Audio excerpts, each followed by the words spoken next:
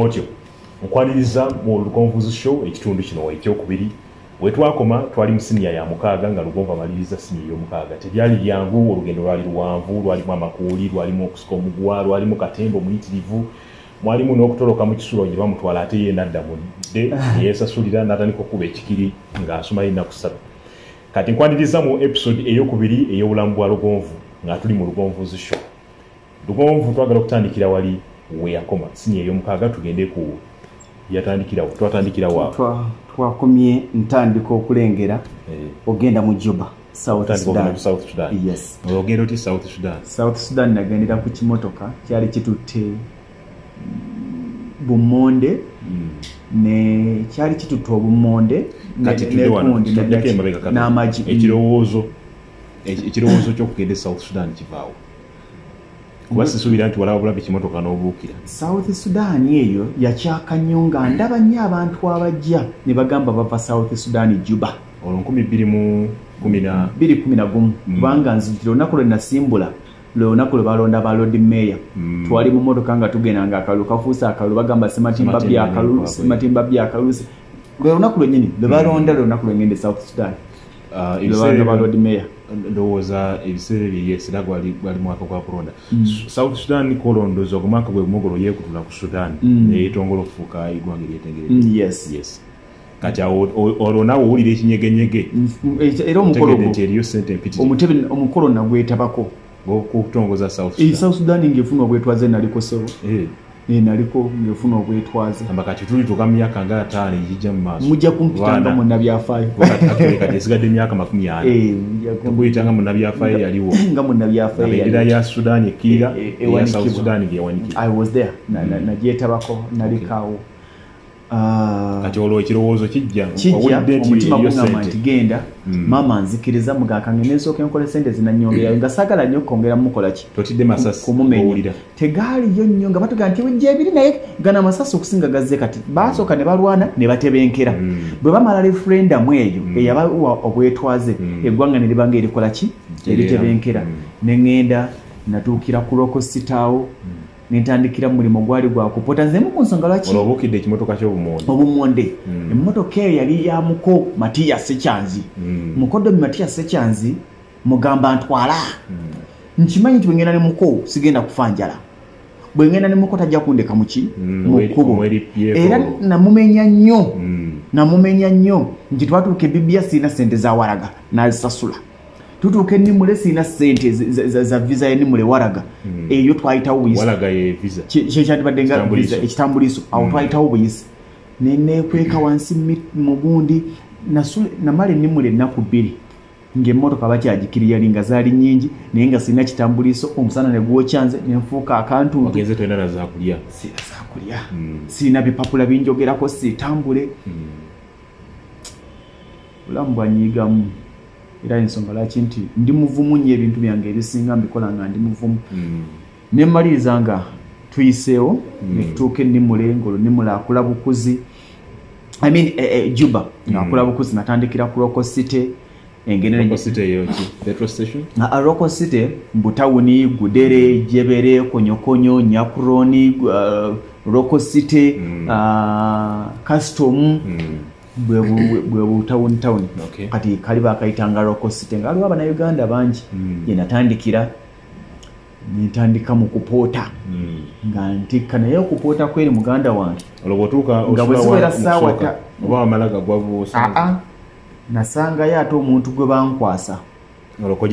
mukodomi amunkwasa ate naye annyambako mwe temumanyi life nze baana mmwe temumanyi byawano temumanyi kupatikana amunkwasa atandika ntandika naye kati bwe bandekedde ddala ntandikira basina kipapula sina ki ntandika okupoota nga tupoota kuva ssaawa paka ssaawa 5 ne tuwummula tuddamu ku ssaawa 9 lwaki tuwummula ng'okuva ku ssaawa 5 mpaka ssaawa 9 muganda wange omusana gwokya ate nga jjukira okupoota kulisikwe kuno okuba n'okwaffe nga tupootesa 9 osona ina n'ogiwulira ng'ekunyiza ennene n'ogiwulira ng'ekunyiza akantu kano n'ogiweereza oti gibakubisa seminti n'omusenyu eyo kati akalimo ke twaliko kaggwa nga bansasula paundi 35 buli lunaku paundi 35 paundi 10 nga ziri mu siringi kasanvu paundi 2 ziri mu mutwalo gumu 14 paundi 3 emitwalo 2 mu 10 kati nga ngenda mitwalo nga ngenda mitwalo nga njula genda mitwalo ngesatu ngesatu awo ezo zabiranga ebiri kitundu eza buli lunaku nga nyingi nga zimpe essanyu opota wano yali azisula ebiseera ebyo by then yali mu kasanvu kati nezimpe essanyu nenkola naye wakati muki mu bukoowu ng'olusi naaba ogenda otuuka nga naaga naaba tokola ki togalina n'ogwa bugwi ate nga nekyo olina okukeera yes kati nenkola ki nentambuza obulamu muganda wange Mike nonya Mike amundabiddeko mwagala oyo omwana omuvubuka obumusajja y'omu ku bantu betwetaaga mu bulamu bw'ensi oyo Mike bwe ntuula okupootanga tewali kalimo omusajja nga alaba Mike ng'afunye omulimu gw'okuzimba omulongooti eggudere amugamba tutwalira akaana kano okayambeko kajja kukolera wadde kalinga akalina mayi naye kakozi kaagala Mike antwala ntandika okusika emigwa gy'emirongooti egyo engalo bazisala osika ekyuma kigenda ng'okisitowa kilo 7 kilo 10 ne mukisika twala kikyo twala ngambye twala nti twala ne mudda webaze muyimbira kawe ezisitazo okukama no ezo saziyimba netugira era olumalo kitusa kunojja n'osera ekyuji mu lulimi kirotomali atwalinga bana Uganda fena nunange ng'anagenda petuzimba eminongo nga abasuda ni banafu nga banafu twakozesako omukongo ngadda mu mbongoza te timbongoza ire asikayo gumu nadda mu kuyimba lingala abo ne tubagoba ne tukola bana Uganda kati bwe tukola Mike namusibira emirongooti ebiri ne muyigirako ebintu bingi basiba emirongooti Mike naye nanesiga n'atandika okunkozesa okusiba emirongooti nga nkwasa emirimu n'atalabikako n'enkwanaganya ebimebyo nga sibisomeredde n'embiyiga n'ensiba emirongooti nga basobola okusindika natambula Juba South Sudan nabere Juba nagende Boro nagende Rumbeke nagende Wau nagende Kwajoko etereke kanaliyo Marakali naliyo neninya kunyonya kulinya kutandikira Juba olona mirongooti kati nga abasajja batutika waliwo ngebitundu ebyo yitamu nga birimu entalo nga abayisawa wagulu okutuuka wali omulongo jukira nti South Sudan yeteekate kukola ki okufuna obwetwaze balina okuzimba network eyaabwe ne tukola sente nezikola bwe nzikola naye ng'emirongooti osobola okusiba emirongooti ne muwumula omwezi mulamba nga temukoze kati nga nyina ewamu we natulanga ewa musajja wange bambi omusomesa oyo yanfaako yafa yandekawa nti waliwo enjawulo badde ndowooza kukufaako nti yafa yabeeranga n'akasaluni awo nga nzija nentuulawo nnyo kulokosi ne mulaba bwakola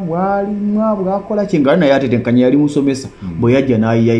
yanoonya obulimu bwasomesa eyo n'afuna akasomero ke yasomesanga nga tebamusasulira eyo Juba n'akaddukamu n'afuna akasaluni n'akola omu bw'afuna akasaluni n'akola omu yali omusomesa azze mu saluni kati kinyoozi nange ne muyigira kulaba bwenjiga enviiri n'entandika okusala bwe yabeeranga n'olinga nange nkala katono break y'emirongooti n'osalamu enviiri ngenda okulaba sente z'emirongooti ozifuna ate n'ozijja mu luwummula ontegeera nembaza nentandikawo saaluuni ogitandika nenkola saaluuni natandika n'obuteebe bwa plastic nendabirwamu emu ne mashini 2 eno bwe yamwanga ekirevu eri neesala obutaggwako mangu mannyo nensala enviiri nakolamu ebbanga lye nakolamu ngenda okulaba abaana aba booda bwe yagira nga ati najja n'abalira awo mugundi mu saaluuni yange sente nga ndaba abala nyingi ze gasifuna bujja nze omuntu ansingako tampa bujja ampa buvumu bwe nalabanga nga babala sente nyingi zesibala nenkola diversion nemmanya nti kati mu booda mulimu sente zisinga salooni nenjirekawo nenjikwasa omwana nenkwata senke ne banyongerezaako obusente abanyongerezaako sente nengula senke netandika okuvuga booda ejuba nemba pimpya lokosite gudere simanya twagiyitanga te kamusagine byaberanga 5 zabiranga 5 kamusagene nenjigo olwarabu bwawali Juba nembiga kefu isimu take muno ana sentongo lugonvu kefu jebale isimu take muno gwani yegwani amanyago gwani isimu take muno itagura wenu olagawa ana jiani enjale numa ana yani nkoye Zoro Kebil omusajja omunene ana mazoro Kebil ita Zoro Kebil ita mujirimu oli mulalu kati nejigo Luarabu nejogera nembera yo ngambyogera oloyiga okuvuga boda wagenda ogimanyi nali manyimu katini naye nayigira ku bala nayigira ku musabaze nayigira ku musabaze tewaliyo nnyo bidduka nti bitiisa okuvugira tezaaliyo nnyo naye nga n'abaaliyo ekyangumya nga n'aba South Sudan bayina amaalu mangi nga nabo bayiga buyizi piki kati nga akwagala okutomera nawe noyagala omutomera nakuvuma nawe n'omuvuma omulalu ku mulalu atamanyi ku atamanyi itamugirimu doloki oli musiru itamugirimu oli musiru nenvuga oze ku boda senke okusinga nfuna omunigeria awo gwe navuganga omunigeria yandabamu obwesige nemuvuganga nga mutwalira sente nenzi banking yali akukusanjaga nemutwalira sente nenzi banking nga olunaku lwemuvuga mpa $2 emitwalo nga 65 by then dollar yali mu mitwalo nga 2 ijawano ijana emitwalo ngana nga mpa $2 olunaku naye nga aba akutudde ddiiru nyingi kati abantu ne batandikana nga n'okunesiga aba hoteli n'abamaduuka ng'akuwa sente n'ogenda omusuubulira kati netandika ebintu ebyo nga mpa sente ne musuubulira nampa sente ne musuubulira nampa sente ne muleetera n'ab'emmere nga ngenda mu katale konyokonyo oba gudere oba custom nembaguliza amatooke nembaguliza biringanya nembaleetera nampa transport ontegeera nampa transport ate nga kasitangulizo wa hoteli emmere ndira bwereere anze singasasula mmere nze nagiguliza nga sisasula mmere ate nga azimpadde kati neefuna ate omutima omusuubuzi mukoddomi wange olwakyavuga nentandika obusente bwe nafunanga nga amagi gatambula bagantumanga nnyo ejjebere kati nentandika okuwanga muko sente nansuubuliranga amagi agasuubula e Uganda agajjanga okugundi kafumbe mukasa naleetere boxi nya boxi 5 era bwe zatambulanga bagatwalanga bagasiba mu boxi zagezo era nagwe yagaleetanga ng'aleeta obumonde n'aleeta amagi baati kange muluka nga kuliko ebyamaguzi nga 10 nga kugirako n'entebe nga kuliko n'amagi kugirako amabaati nga kuliko n'amagi gwe tomanyi maali gwetambula otyo kati boda njirina saluni erikakola busente naye nga akasaluni kanyambanga lolemereddwamu olulumu nti katukanga tekakyampa sente ezo zenjagala naye nga kankolera ng'obuliri mu saluni nga bwe bamala okuggalawo nga tusiimuula enviiri ne twalawo akafaliso kayinki emu n'ogwa okwo ku mawanga nze baana mmwe mmanyi kyemuyitamu abali ebweru n'ogwa ku mawanga kati akasaluni nga kankolera ng'obuliri nenfuna mu kasente n'obusente nga bujja akasaluni nenkavaamu nempangisa ewalala mwekali nempangisa ewalala ew'okusula kati boda eno yabeerangawo naye nga amagi ogassaawo ne bajja ne banonaawo oli n'akolaki n'agenda ne bakuwa sente nsijjukira naye kyenzijjukira gundi tule yabeeranga ya paundi 3 zaali ziwera 3 ndoza paundi 2 gwe mutwalo nga gumu mu 10 by then mbaserabidde olugendo kisuubuddenga mu mmeka by then yalinga mu 10 oyawulako omutwalo kale ng'ofunako akasanvu awo bala transport n'obala omusolo kubanga okabiweranga omusolo era in fact mu kusuubula awo kwe kwandeeta paka 2013 olutalo okutandika emaali yange nesaanawo bizinesi nezonooneka buli kimu bakuzinda ababyokya ebintu abantu bangi abafiire era mubabanja oluno olutalo lwa gundi oluno lwa salvakiro maneruyek makyalo mubabanja emaali ndowooza nange mwendi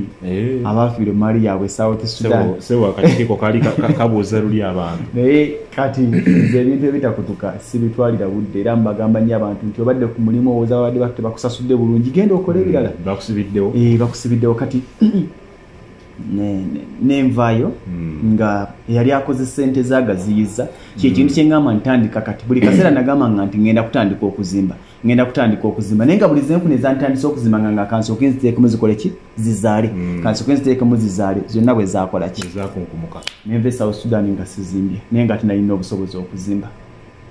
kati ove South Sudan ekoma we Uganda nkoma we Uganda ng'oli mwavu lunkupe nali mwavu olwate oloneka piki baka okeza kawe ekipiki najja nakyo era kye kyandeeta n'ekivuga okuva ejjuba paka wano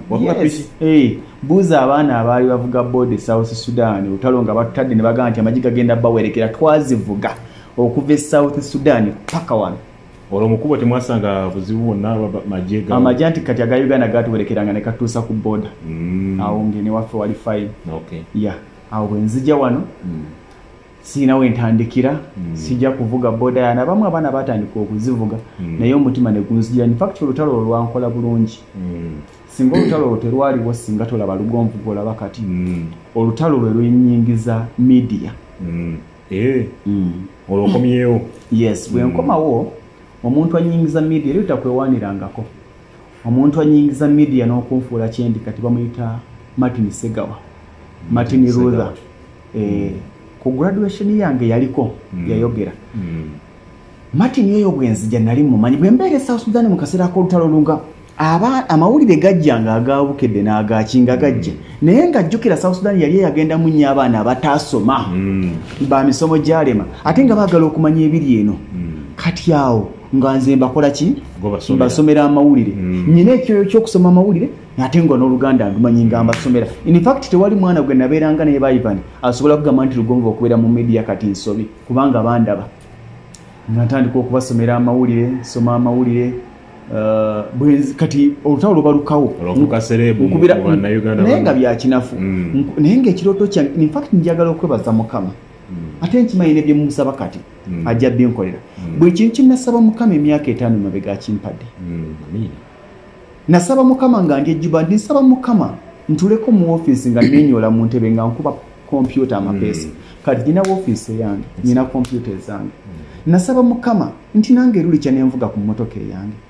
nasaba Mukama nti lulicha membera ku muzindalo nenjogera nti amanya gange nze Sentongo Frederick Lugonvu njagala okubuza ku webusuli kya maganda ensi nempulira nga bibirooto byange nembituukako Mukama nkoze obulungi obutali butono era ampadde obukkiriza kati bwenzija wano nga sina olutalo nga lukyayinda waweerezanga amawulire nkubira Martin nga mugakankuba ku bwennyinawo olwenamba yawalejina nveno ntandise okwagala okuyingira kiyoyo ekiri yingira media mukubira nga nti kati tuwe in fact Metro FM ye radio yayina report South Sudan mu lutalo yalize nga tosasula naye ng'okikola olw'okwagala passion eri nga nteredde nti tuli wano kakati Lokosite njagala okutegeeza nti okuva olunaku lw'eggulu amagye gasibye gatambula ku nguudo ez'enjawulo mu kibuga Juba wonna era okutuusa ku lwaleero tubadde tetunneebaka Sentongo mpola mpola kati topapa nnyo kale mukama wange mbuddemu bwonna nti buddemu tuli wano Juba ndi mu katundu ak'ekkonyokonyo nze Sentongo Frederick Lugonvu ali ku Metro FM 9.8 essanyu ly'ekibuga njagala okutegeeza nti olutalo kati olozemu okwogera nga jingo gwalabanga mu firimu sibimanyi tetenkanya obulamu olwo amawulire okwogera nga firimu kati bwenzija gamba tuli Lokosite naki nalo jingo yajjanga ejjebere n'atulaga ku firimu netulabako kati bwenzija natuukira wa Martin ne mugamba muganda wange Juba akoze eki agaanye sidda Juba ntaasizza obulamu njagala kuyingira nangamba ye nti njagala kuyingira nantwalewo omukyala Asfa Namuli editor ku Metro FM nangamba omwana ono naye ye Namuli nze Sentongo ye Segawa ate ojjukira na sister wo ye Namuli nagamba omwana ono kalungi kakade yona abadde tulambi kulikayo bibitya ne bangulira ekyemisana ne mugaya ekyemisana mu kimpadi naye njagala ki njagala mulimu wona abisobola biki ekinakola ne banga agenda ovoicingemu mu gundi mu production ne bankwasa olupapula nengenda mu production nsomega samika nsomaga sawemu asomaga satu ne bateeka ate nga Martin yennyini ye production manager nanteekayo benanya essaawa ziweze 3 ez'amakya ga leero mwasi mukyendo bannaffe abatuwuliriza gano ge mawulire ag'essaawa zino mu luganda okuva no ku Metro FM 9.8 okusomera ag'essaawa eno yeze Sentongo Frederick Lugonvu omukulembeze w'eggwanga Robert Kyagulanyi Ssentamu ngeregesa nembisoma ngeza kubanga badisobola kuno kubadde kugeregesa nga sobola kwogera mukulembeze aliko tomusa mu jokes naye kati ate waffe ye yatumanyira muvubuka munnaffe ne naje namuga akana kalungi Hasifa nagana yesigena mutira ku muzinda atandike nga akola ki nga reportinga nangamba jangu ku Mande wali wa kuno nanga jangu ku Mande ngenda ku Mande ambuzo ina recorda nganze manyi recorda manyi ne bajinyiga manyide kasimu ku kali sina bye manyi nakubanga direct nazindika ku police mu press conference nenzija ne mpandika story edobozi lyo sali leta lyagano kwatako lyabula lyabula nene mpandika story bwe mpandika story yambuze ekibuzo ndabe nyambala eri South Sudan direse mu Kampala nyambala nze kuvadanga manyi kyendi navuga nze na muntu yavuga board South Sudan ngankera kumachane ngakati ngenda kusibe tai audio n'emisonso gyange sebo kakati nenkola ki nalaba wa machati yagamba board oli wa machati kati ne story yambuze ekibuzo nti obadde okolerawa oba wali okolera namugata wali story nga bwe nagiwandika bwe yagiteeka ku mpewo nga omutima gwange nali somanga mawulire ranze buli kyende sikirirwa kuba nasoma talent it has been a talent ne passion kati ku lwokutaano yali Mande nzija nkola ku lwokutaano agamba genda mu banno mwali mu program ya bwe bibadde mwali Ambrose Kyabasinga yagikubiriza Kabuye Ronald yali amawulire Kabuye katali mu gundi mwogezi wa uja kati angamba genda omulala yali yani angamba genda lebe bakola ki bwe bakola omanyi okuyingira ku mu studio ka Esako ko wulira bwe ngenda mbalaba Ambrose Kyabasinga ayanjula aganti ate tumaze okubanga twegatibwako ne munnafu omupya kabere ngatubuzaako nze zize kola ki kulaba anyanjula angate gusibusika bampadde omukisa ondoza Hasifa namuli yagenda okuga amaddu agaba oyagala kukwata amaddu n'okutya simugambe nti bamtumye kubeera mu bubeezi katubuuzeeko nga ngusika omulungi awuliriza Metro FM 9.8 amannya gange nze Sentongo Frederick Lugonvu Hasifa jali ne yekanga mwebale kubanga mutugase ku programu yabwe bibadde nja kwebaza baganda bange abali mu studio zonako olwaleero ate ndi musanyufu kubanga mbegaseko timu empanguzi mwebale nyimwe balire ddala katamuze program Hasifa najja nampe emitwalo 2 my first day okulinya ku muzindaalo was my first day to impress my bosses that I can work on air nampe emitwalo 2 nandagasole gyeŋŋenda okusooka okupresentinga nenkola Ambrose bwakyusa nadda ku CBS nenzira mu modulatinga program eyo ne modulatinga program eyo nengitambuza netandika n'okusoma amawulire kati lumwe ngamba nti ogenda tandika naga ssaawa etya emu ey'okumakya akiŋŋamba ku ssaawa 3 nga nzija mulaba bwakola okitegeera mulaba bwakola mubuuza wano ng'oseesezza bwoti nti ekyo kiriwo ekiti wano ng'oseesezza bwoti nti kiriwo ekiti wano okitegeera nga mulaba bwakola ki bwakola bwe mulaba nfuna essanyu ekyampa ekyo nga naye ekyo ojja kusangamu mwami Innocent Elia Banda ajja ku producinga kumakya bwe nzija mu Elia Banda ayogera mugenda wala ne bamugenda wala antimanya anti crime squad fe bamugenda wala Innocent Elia Banda mulaba bwe nyingira studio yambuuza bino obadde obimanyi obikozesa nga mugamba mbimanyi lwaki namugamba mbimanyi mba mugamba nti sibimanyi bandi badde bamproducinga kutuusa ku lwaleero namugamba nkola ki mbimanyi nandekamu baiti yasooka yanzanya nensoma amawulire ku ssaawa nagasomedda kya computer wadde manyi kugikozesa obumu era nabuyigirawo yakasandaga nti eno esseesa eno ya ddoboozi lino gwe muzindaalo nenkola olwamaliza nenkuba intro nenteekinga binateekinga emu babindekerayo Fabi Mawejji kati ali mu America ye yaddako nga muzindaalo gwange okusoma amawulire mwami Elia Banda mwami Martin Segawa yanyingiza media mwami Hasifa Namuli yanyaniriza mu media mukyala Hasifa Namuli mwami Ambrose Kyabasinga yampa omuzindaalo ogusooka ku mpewo mwami Innocent Elia Banda yampa omuzindaalo ogusooka mu kusoma amawulire mwami Fabi Mawejji yanzirira nga maze okusoma amawulire omuzindaalo gwange ogukola ki ogusooka mwami Fabi Mawejji sijja namuyita mwami omuganda wange nnyo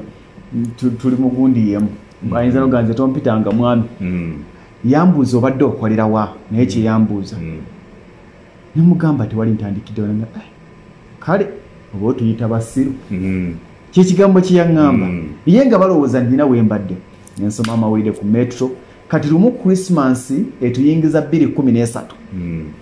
Amedia wona zentambuza ntegese obuvuluvulu ne banambalesi ne bamatini tutambudde bahayima bad blue tutambudde ntandise okakata mu media nkoze erinnya lya metro bwe nkola erinnya lya metro mu mawulire 2013 nga tuyingira 2013 December 2012 Christmas awo metro yalina system nga mu Christmas period yeyo babawumuza okitegeera nga babawumuza ne abakozi ne baganda kati mwe mugenda kukola wano ne basawo program bwezi ezibadde zikola abantu abasatu ne bajiwomu ebadde yesawusa ne bajiwesa wanya n'okuba music okuwumuza abantu kati ngamba PD Habike habali kye walyanga nti mpamu nkubemu nkikwatemu angakalo genda kuba back to back music ampa kuva saa mukaga paka saa meka 8 angambo genda kuba back to back music okuba luyimba toyogera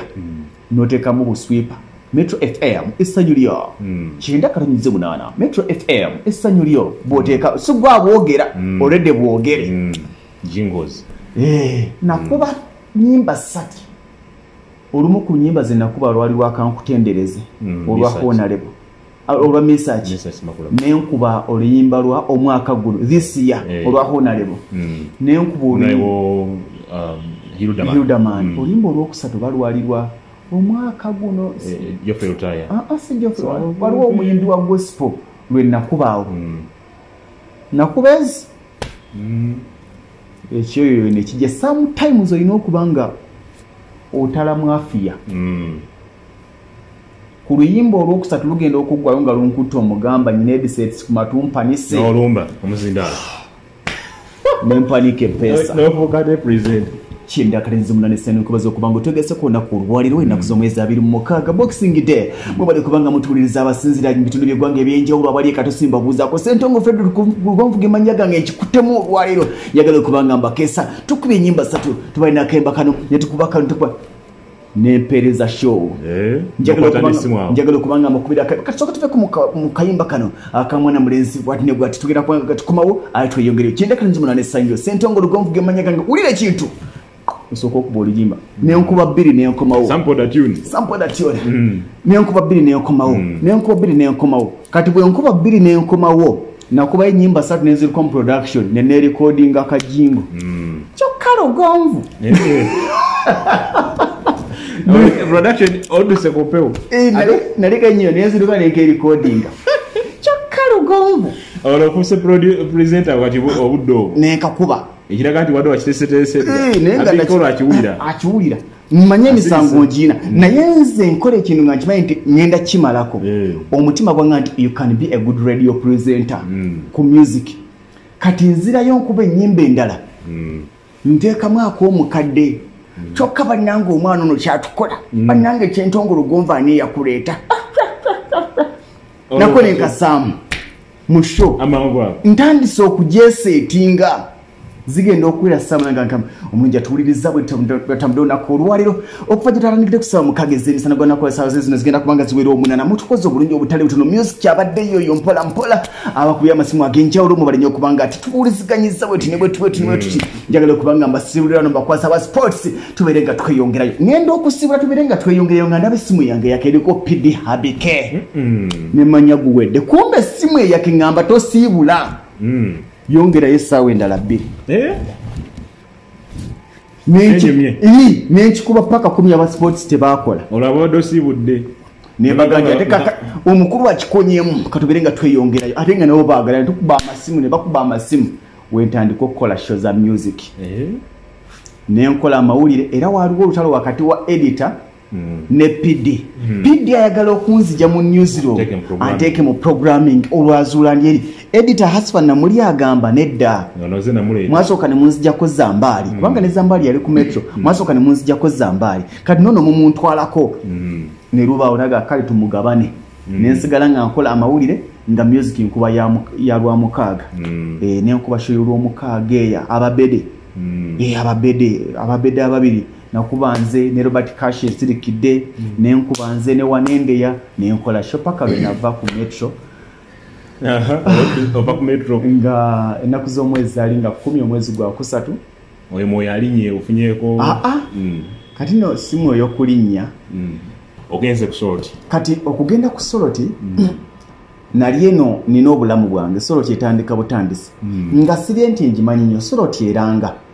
nti baagala abakozi kati omwana omu mukoze Arnold Anthony ngamba jangu twegatte kuli mulungi jangu gatte ku timu kati nze nolede nina erinnya lyange nina obulamu bwange okitegeera angamba jangu okole ki otwegatteko kati nga nzija bwe nzija ngende wa HR mwami Steven angamba empapula zo ziriwa ebino byonna mbikola ne tumundifuna nga somanga amawulire nze byenkoze sibikoze lwa buyigirize kyendaga abantu nti you can be someone big nga toyise mu buyigirize obungi wadira naddeyo nembisoma naye buyigirize n'obugunjufu oli mugunjufu naye nga toli muyigirize kati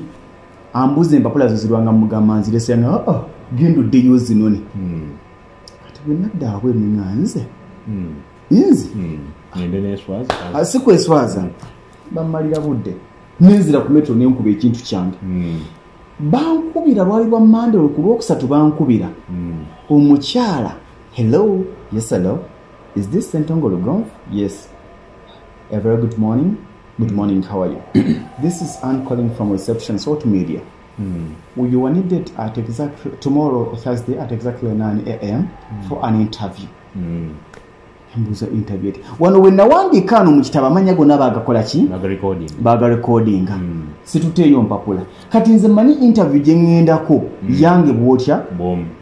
nga mugamba ku Lwokusatu olwongamba ku Lwokuna ku ssaawa 3 enkya nyinako amawulire munanzikiriza nga malirize nti it's fine you can do it nga mmala amawulire gange bagenda kuwuliriza nabo nze mmanyi kiwedde nzija kumbe baalanga ngenda okutuuka nga waliwo abakozi 625 abaagala emirimu 625 bali awo bonna baagala interview bamwami Charles James Senkubuge be bakozesa interview bamwami Abusi Mwogere ndowooza owulira squad eyo batuuka tutuula bali awo bangi abaana abamu ku baali bamanyi nga bamanyi Bapachoto Harriet Asimu abo basanzeewo bamulangira Suna yasoma ngo obutabo basanzeewo Yesuna yalagawo Suna mwali nedda talimu yafulumamu kati bwe mbasanga batandika okuleeta empapula batuyitiramu programming biki bagamba bani abagenda osoma amawulire bawanika nze nali ntudde side wali naye ngera mu maaso naye nga aliwo abatudde wano ku mugguukiro era mu maaso kati abasooka okuwanika nga babawo empapula zaalinga 68 awo nga za mawulire ga Luganda omu yasooka nti nze njagala gaki ga Luzungu nga baga nti baani abagala ag'Oluzungu bonna abaali bazikute nga bakola ki nga baddamu bawanika nga baga nti baani abazze nga bazze kusoma ga Luganda nga twaliwo n'abalala naye ng'ate nze omu kubali ku mwanje awo nga balunkwasa olumu nga gajjangu saayisaamu saakola ki nga sikaakagulira awo mu nkuyanja y'abantu ndisoma amangu ago nsome Salt osomerawo buli omu ng'alaba auditions kati nga muli mpulira nga abamenya eri mbadde munene netwala nti ndi munene ate wano banziza mu bino nga nsoma awo nga ntula abamu ku baana omu yali antuddeawo yangamba omanyi nti akanzire mu programming era n'agenda akube programming mu bantu bonna abajja 625 basunsulamu abantu abo 4 people 621 ne baddayo twajjanga batusunsula ntusigala bana naye nga mbana abasunsulwa nze atateekayo mpapula zange ez'obuyigirize era siteekanga mpapula za buyigirize ku metro bakusoote wadde nzirina amala n'osoma oluvannyuma namala nensoma nentikibwa diploma mu journalism and mass communication awo mwaka ki nagenda okuva ku metro nga ntandise okukiyingira nensoma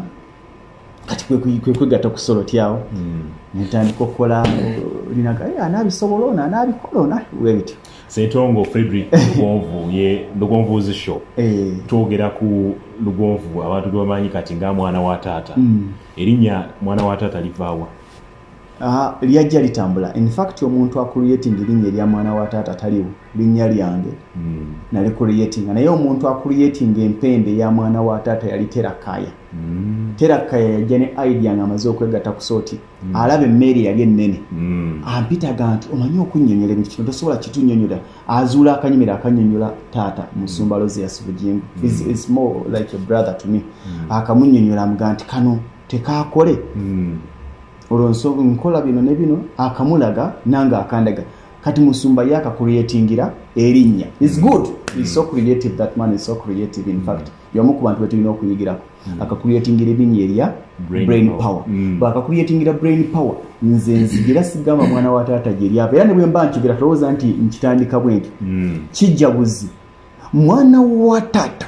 mwana wa dadi abasajja baleese emmotoka ya Kyagulanyi bw'obanga obadde olina kyokola sooka okizze ku bbali twolekere akaleero kubanga kasufu gaziyo obwongo ku BBS telefine eyo kakati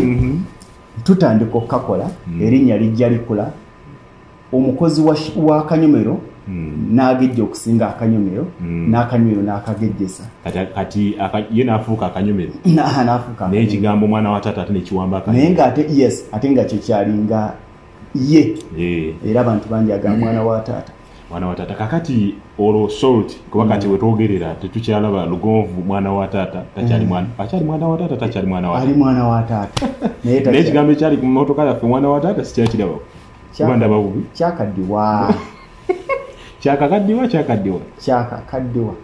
kyakaddiye nakuzo mmotoka yali yakaddiye omanyi mmotoka ye mmotoka nesigalawo bwebankadde ate ng'eriko n'agagamba agangi erabika bubi omanyi ebimotoka ebikadde ebyo bisangako naye zaffe zaaliko empya kati ova ku salt nsalt nakola ne salt in fact media ezo zonna zenkoledde I appreciate my bosses I appreciate my boss Captain Edward Francis Babu is more like a father. Ampira ne chatting and amuze office ne mubuze office ne tunyumira Babu was my boss ate ababwenzija nga maze kikola ngene wa Pastor Bugingo ate we nava mu kuba boss wange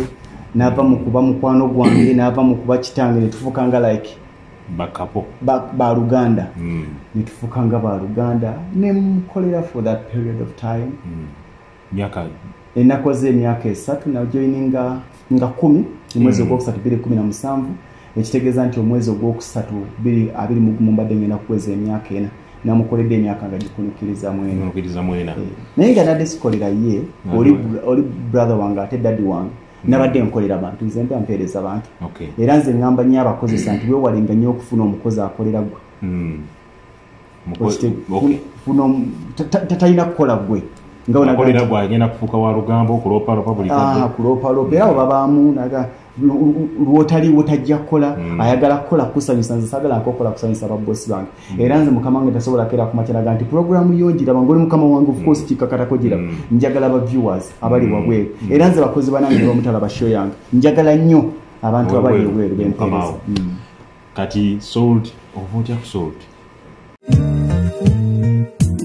omukolo gufa nteekateeka kyokka kya nnaku nti teguddibwamu naye okwewala bino byonna weekwate Vibe Ceremonial Events bakunyumisiza omukolo gwo anti omukolo gwo bakugufuula gwa byafaayo balina aboogezi b'oku mikolo ng'okukyala okwanjula embaga ne corporate functions zonna batimba ku mikolo bakola cakes videography bapangisa tents n'entebe bakafula mu kuteekateeka embaga kiyite wedding planning gwe tuula butuuzi olatte ebirala obibalekere Vibe Ceremonial Events basange ku ofiisi yaabwe gali kwoleka ku kizimbe gaggadde ekya Ham Towers opposite Makerere University main gate oba kubira omwana wa taata Sentongo Lugonvu ku 0753 985 639 oba 0783 403 492 Vibe Ceremonial Events.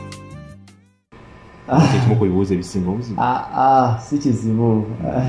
nava ntya ku metro otubulidde nti kyakujjayo wawulira neera nasibula bakama bange Joseph Namuli ne wano in fact bwemba natola ne mukwano gwange tata wange. In fact, regardless of anything else or regardless of what, Musumba Bujinga alina bingi ebyokuyigirako byonna byendi bingi mbiyigidde kuyirwa nti isamwana avudde tufaanaganya life yaffe kati waliwo omuntu kati natula naye nemunyonyola nakiwulira nakitegeera nali mpumudde in fact byamazima amatuufu nali mpumudde media abantu bayogera ebigambo bingi nga Ssentongo avudde ku Salt ebyali ku Canada nsalaba TV saliko naye ngaze bye nawulirako no ebyo ebigambo binayogera byali bituufu era in fact yensonga laki kati bwojja kwebuuza nti lwaki ye muzeeyi talina kyagamba because he knows more than you people know. You are complaining more than the way he complains. We talk, in fact, is someone who is always following me. There was that friendship we asigalawo. Kati tugende ku lugendo lwa BBS. Kati ku BBS nava ku metro nga mpumudde wano wonsanze ku office era office yange njiwo ku sorting nga mpumudde nga njagala kufocusinga mu nti mukama wange oyo namuyigirako bingi era nga bwe nava nti otulese bubi okoze otya naye bwe yava ku impact ne bagawo otulese bubi naye bennyini abaali bakozi banne abaga nti kati agenze biki paka kati gye yabaalika bakyali bakozi alina radios 6 alina TV emu ku TV ez'amaanyi is worth billions of money kati nze njagala abantu abo bayigirako nti era sobolaga nti Lugonvu wabadde hypingidde abadde wagulu kati I'm bigger than the way I was months back naye nti naye kennyini bangi abaga kati lwaki agenze yandisigadde naffe lwaki agenze laba bwakola ekiki ne kibuuminga ne kigejja kati boss eyali omukozi kati akozesa nze ngenda okuwummula nga mbadde mukozi employee right now creating emirimu nti nsobola okukozesa abakozi abali mu 10 ono nakola kino nobeera ne secretary wo nomanya nti erimu otandise okufuuka job creator ovudde mu kulinda omusaala ogamba nti banansasula ddi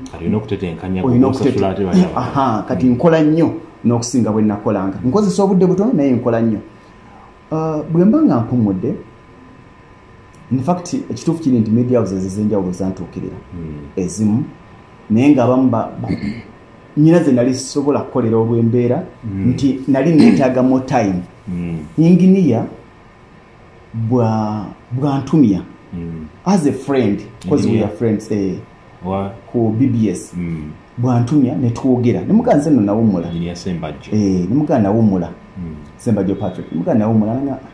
n'emyaka gye kyali mito okyalina amaanyi okyalina by'osobola okukola ne muga yes naye njagala okuwa time office yange bwe naaba mukozi sijjajjiwa time n'abantu bambi benkozesa kitegeeza bagenda ku luzinga emirimu nefeeko nzekka nangamba no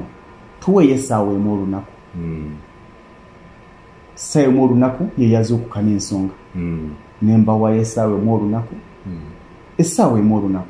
ng'essaawa gye mbawaza essaawa zentuuka ku office eri ku Salt wali obeerayo obudde bwonna nga wayagalira Lugonvu alina kumusanga ku yes naye kati woyagalira Lugonvu tojja musanga ku BBS okujjako ng'omusanze afuluma studio oba ng'omusanga afuluma mulyango naye bw'afuluma weena musanga ku office ye eya Vibe Ceremony Events e Makerere yes kati kyekyenjawulo ekyaliwo olwotandika Vibes yes Vibes yali yemabega bwebeera yemabega waliwo abantu bangi abankaraginga nti osobola ogigaziya bwetandika Vibes njogerako ne benayogera nabo yali yatandika dda yaliyo naye ng'eri mu okusinga mu gwa MC ku mikolo egyo Mbaga na Kwanjula ndi mulungi nnyo naddala embaga eyo gyekakasa mwana wa taata nkwambaza gomesi y'emitwalo 5 oba ey'obukadde 2 nga y'emitwalo 3 kyemmanyi ntegeera omukolo gw'omuntu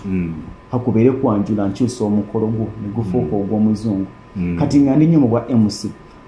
bwe nentuulira ki kyensobola okugaziya nga obwe musi tebwetaaga abakozi ze nga ate njagala job creation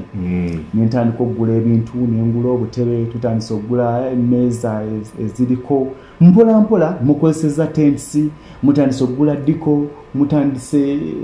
public address system twatandika in partnership netutuuka netukola ki netufuna ebyaffe netugaziwa ngenda okugamba nti kati mpumudde nga kampuni neetaaga nnyo. In fact ekimu ku byampumuza ku salt noga nti kati mpumudde sinti nali ntandika kipya kampuni yali neetaaga nnyo era abantu abandabanga emyezi gyange ng'omukaaga egyasembayo nali ntandise okuwa tayimu entono kampuni gye bankozesa ng'ene wange ndaba kinneetaagisa nnyo nendaba nga kinnuma okumpa omusala gwe sikoleredde oluusi bakubala omusala gwe bakuba saa 18 olunaku obawaddeko essaawa 12 lwakuba nti nafubanga nnyo nga buli kye banneetaaza kibaawo era tewali lunamisinganga kusoma mawulire tewali kanyume kamisingana tewali programu ya musunsulo yakola ki eyamisingana naye nga ndaba nti ate eno ndyaza amaanyaayo. Olina akantu ke watandika ennaku ezo kenali ngoberera ku mutimbagano nzimbye ntya azimbye atya gorofa efaanana bweti omusala ogw'emitwalo 50 kituufu gyali mitwalo 5 yes mitwalo 5 kati kankuwa ekyokulabirako gwe nkumanyi abantu bangi abakusooka mu media bangi abafuna sente nyingi okusinga bangi bakyatambuza bigere bangi bakyapangisa nga bafuna sente nyingi okusinga for the short period of time osobodde okukyusa obulamu bwo ne weezimba nova mu bupangisa nova ku bigere nosigala nga ate olabirira famire yo ekikulu mu byonna kyekyama ekiri singa oddayo n'olaba programu eyo ku Lugonvezi show ejja kukyusa nti sente z'ofuna si ensonga enkulu kyokola mu sente z'ofuna kyekikulu nti omuntu watumira Vibe Ceremony Events ayagala kutandika nga bweri forgetting nti Vibes yakerako n'agenda mu kikuubo n'agula obutebe 4 n'agula obutebe 7 n'agula obutebe 10 n'agula obutebe 15 like that najjanga agaziya emali natandika okukola embaga eyali omwogezi natandika okubanga alina ebintu ebibye okitegera nenzijanga nezimba nagenda okwetongola nga nezimbi naye nga najjanga nezimba n'omutwalo 10 2 3 nga bwensanga nti akatebe ka 3 nga njiina mu nsawo nga nkagula nenkassa mu bbuutu nengenda nakewaka nenkatebe kate kavunda nemmanya nti emmeeza ya bukadde 2 nyinako akamu nga mugasooka okwataako nja kuleetera endala nenjigula nebeerawo nezitavunda nemmanya nti ekitala kya 4 5 6 nomanya nti ogenda kisasulira emyezi 2 bwozifuna n'okisasula nekibeerawo olwo 5 wa ekintu ekisinga nnyo okukalubiriza abantu tematema y'emitwalo 5 mu Kampala obulamu bwe Kampala kisoboka n'emitwalo 5 sentongo nga tuze mu reality yes kakati kiri bwe kiti nti togenda kufuna mitwalo 5 gikuzimbire wainayoko bwogula poloti eyo teyali nyumba yange eyali true testimony for someone eyange sajizimisa mitwalo 5 bwofuna emitwalo 5 ogenda kufuna ebizibu bya mitwalo 6 bwofuna obukadde obubiri ogenda kufuna ebizibu bya bukadde 3 ekitegeeza nti n'omusalo munene gw'onaafuna gugenda kujja n'ebizibu ebyaki ebyagwo kitegeeza nti sente z'ofuna ng'omusaala gujja n'ebizibu ekikulu mu byonna kwe kumanya otitenkanya otya omusaala ogwo nti owakakadde akamu asobola okugula obusawo bwa sementi bumeka gwe bw'emitwalo 5 osobola okugula obusawo ku mitwalo 5 bw'okyanga muno okyanga tosobola kufisaako emitwalo 10 emitwalo 10 gigula obusawo bwa sementi bumeka obusawo bwa sementi 3 busitula sayidi emu ey'omusingi noddamu n'ofunayo 10 n'ekisula obusawo bwa sementi olaba meka 3 nomanya nti ofunye emitwalo 5 n'obawaya kuwaddiyo emitwalo 10 n'ofuna emitwalo 2 n'ogattako n'osufunayo tulipu ekizibu kyonna bw'olaba ennyumba ng'ewedde oyagala gizimbanga bwekola ki bweri naye no yagizimbanga bweri yagitandikira ku musingi tandika n'omusingi n'ekyo ekitono ky'olina ogenda kwambuka nga tokitegedde bw'ofunayo emitwalo 2 bwe busawo bwa sementi 6 n'obukuba wali amatofaali olwedde ogayina omusenyi olwedde oguyina ng'osirika ng'ofunayo emirala ameka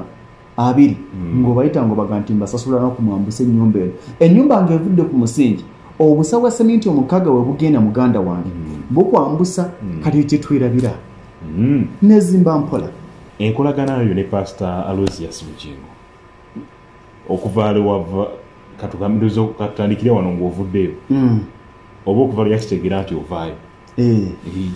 kati anti mwe mwagenda okumanya nti nvuddeyo mwakimanya nvaayo ye agenda okumanya nti nvaayo nga over 5 months back yakimanya era nangamba nti akatusooke tambuze paka wali maaso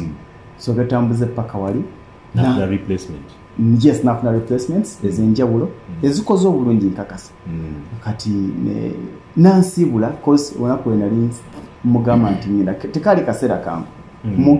omwana wo mutabani wavaawo kubanga up to now akyantwalanga mutabani we ye muntu gwotasobola keera ku makya n'okola lugonvu ekikyamu n'otolowooza ntagenda kukwataakinga still akyantwalanga there is that friendship era in fact ekimu ku kuvaayo kwange kyayongera ate kuuma friendship olusinga nkyaliyo singa yakendera namu ate kati weerinyo olina kiwejjusa oba kyosubwa ku mirimu gyonna gy'okozeeko nti wano singa namanya singa nasuulamuko step okwanguwa okutawana wona tewejjusa sejjusa kubanga gavumenti nze buli kintu kyensaba mukama anyanukudde ndooza 90 or 80% agezezaako okunyanukula kuba nzikiriza nti mukama gyali sisobola gamba nti okuva ku metro nejjusa mukama nkoze obulungi obutali butono bwe nava ku metro ate ne basigalanga mikwano gyange nnyo sisobola gamba nti okuva ku salt nejjusa mukama nkoze obulungi obutali butono bosi wange nasigalanga we are friends nga he's following me ate kati ndooza mukolerana nnyo nti bw'obeera n'omwana nga muli mu kiyumba kye kimu enjala ebaluma mwenna omusota gubaluma mwenna tekuli akuleetera ddagala okitegeera naye kati wano bw'omanya nti egindi olinayo omwana wo kati amanya nti wano nyinawo gundi tasobola kubeera na lukuŋŋaana nga ndi ku BBS nesiga nti kangende mu lukuŋŋaano lwa overnight oba olwa vision night omusumba Lozias Bugingo because it's like my dad okitegeera kati kitegeeza nti muyamba nnyo kitukolera nnyo lugonvu omusajja omukatuliki enkolagana ye n'abalokole oba n'abenzikiriza endala ofunye buzibu ki mu bukyusa okwadijusting okuva mu sapule n'obeera mu balokole n'obajamu n'ogenda mu Seventh Day n'obajamu. I respect everyone regardless of his or her belief. Nti bw'oba oli mulokole sigenda kusembereza mwenge wadde nga abamu bagunywa bw'oba oli musiraamu sigenda kusembereza mbizi bw'oba oli mu Seventh Day sikusembereza mbizi era sijoogerako nze muntu embizi terina kye yankola naye nze muntu gwotasobola kusanga nti lugonvu ali embizi kubanga simanyi benjirira mu bameka abasiraamu bameka aba Seventh Day kati ndwawo nze muntu a respectinga buli ddiini ya muntu nga sinayagala respect I give respect to others before I yearn for respect from others kati ekyo kinyanguyiriza nti ne bwe nkusanga oli mulokole era nja kutwala ng'omulokole ne bwe nkusanga oli mu Seventh Day manya nti mu Seventh Day ne muwa respect ye mu Seventh Day kati kikyo obonjagaza ayi nange nega nti ndi mukatujinza I don't pretend nomanya nti oyo ye muki mukatuliki oyo mu Seventh Day nga bw'otakweka ddiini yo lwaki nze oyagala nkweke yange weewaawo twagala okumba mu mashene obudde tukutte naye obubaka oyinza okuba alina obubaka eri omuvubuka naddala obulamu bwa lugonvu mbulabidde okuva ku kasasiro eri mu kitundu kyetwakola ekisooka ekitundu kye ekyasooka nga obulamu bwa lugonvu butandikira eri mu from nothing from grass to from bakyogera bati from grass to grace ndoza bakyogera ndoza bamba kosa from nothing to something yes from dust to gama ebigambo bingi byakozesebwa naye obulamu bwa lugonvu buvudde wansi mu nyanga kati managing director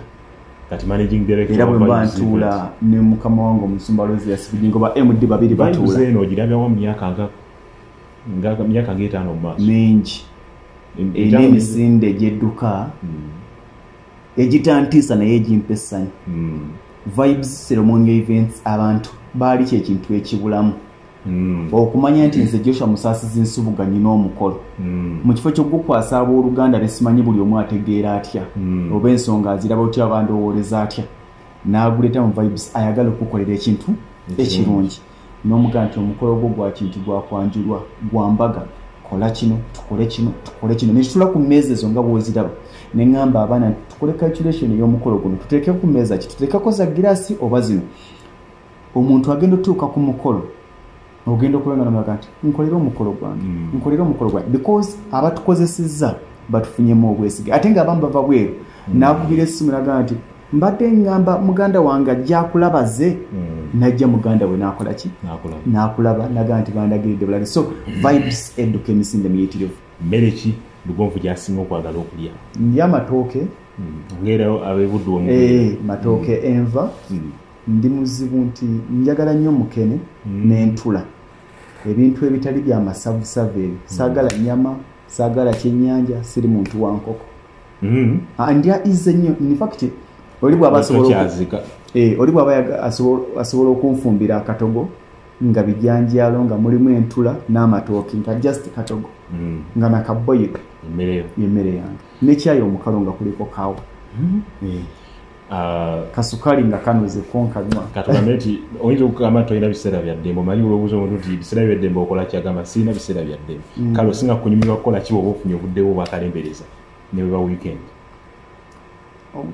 ndaba firimu ndi muntu ye yakukuliramu kuva mu kibanda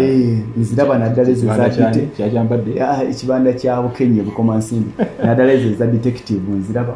firimu mwajja ne gundi eyo articulation eyo ey'ebintu mwana wa taata yes nti nkukwatira ku motoka ya honorable nkwata ku kintu n'ekikumenyera ndaba akalandira gye kaaba kati ebirala nsoma ebitabo obutabo obwo mulimu obutabo kati waliwo akatabo ennaku zino akaali kantwalidde ebirowoozo kawandiikibwa omwami Amesi Kigulu aka Success and Failure Based on Reasons and Reality bw'okasoma okyusa obulamu bwo mu lunaku lumu Success and Failure Based on Reasons and Reality kikuleeta kati in fact bw'okasoma obake wasoma n'osoma era bambite mu mwekwasa naye bw'okasoma kakuleetera okubala obudde bwo n'obala omusaala gwe tewali nsonga lwaki ofuna omusaala gwa $3 nga expenditure ya $7 n'owooza bijja tereera omwaka ogujja ogwo omulimu oli mukyamu bw'obanga omulimu ogw'okola eva otambulira mu advance it's right time okyusa omulimu ogw'okola ononye omulimu omutuufu kati obubaka bw'eri omuvubuka tumaliriza tewali kitasoboka mu bulamu bw'ensi eno okufuuka kyoli kukkiriza kyoyagala kufuuka bwe baba nga abantu ab'enkizo bavuddeyo nga bali ku nsonga ku lwaleero nga basaanikidde ensi eno tewali mwana wa minisita alina akeedi mu Kampala abantu bonna bolaba balina akeedi mu Kampala baali bannakyalo abantu bonna bolaba bali successful baali bannakyalo baali tebalina kye bali naye ekikulu mu byonna kwe okutunuulira obwavu n'obunaku bwo n'okusoomozebwa kubadde nako emabega n'otakulimba teweerimba nga kyotali nti ffe twakulira mu bagagga olimbamu ki bw'okkiriza kyewali emyaka egiwedde kikkirize okitegere nti twali baavu kikuwaliriza okukola ennyo ofuuke asooka okuba omugagga bw'okkiriza nti omu mubadde bagagga kikuwaliriza okukola ennyo ofuuke oleme kufuuka mwavu asoose mu famire nga gobe nti ekyo kyakolimirwa so buli kimu kisoboka obulamu bw'ensi eno kyoyagala okutuukako osobola okituukako singa ofuna okukkiriza n'okwewaayo wewaawo tweyaza Frederick Ssentongo Lugonvu alaba Lugonvu's show leero twamuwambye ffe tumukyazizza mu show eyindi yeetanja obulamu bwe nkakasa bwina kyebukuwadde mu show emirundi ebiri zetukulaze episode yasooka twakolaga olugendo lwa Lugonvu okuviira ddala wansi ekyamaganda busubi kyamaganda okutuuka mu bitundu mazeeko siniya ey'omukaaga kakati Lugonvu gwe tukulaga kakano era gwe tufundikidde naye akunyumiza obulamu bwe nti mu maaso gy'alaga alengerayo ekintu kiri kimu mu bulamu bw'ensi eno buli lwokkiriza nti osobola okutambula tandikirawo buli olowooza nga ku kutandika obudde obusinga okuba obwangu ye leero ebyenkya tumanyi kye binaazaala tandika leero n'abalala batandise oba abalala batandika naawe osobola okutandika Senkayi Simon wati wagamba oti njagala okubasiibulira wano bassebo ne bannyabo mwebale akadde ge mwaddeyo okulaba Lugonvu's show nkakasa nti muyina kye muyize bw'oba olina ky'oyize ate kiteeke mu nkola kuba tekikugasa kubeera na bintu bingi mu mutwe nga tolina kyotadde mu nkola bw'oba tobiteeka mu nkola kitegeeza bigenda kusanguka mbagaliza olunaku olulungi mbagaliza okubeera obulungi abali emitala w'amayanja sheeno gibaweereza mwebale kukola mwebale kufatikana okutuusa tuliddamu okuwuliziganya oba okulabagana balekedde Lugonvu mu episodes ezinaddirira mwere bulungi mweraba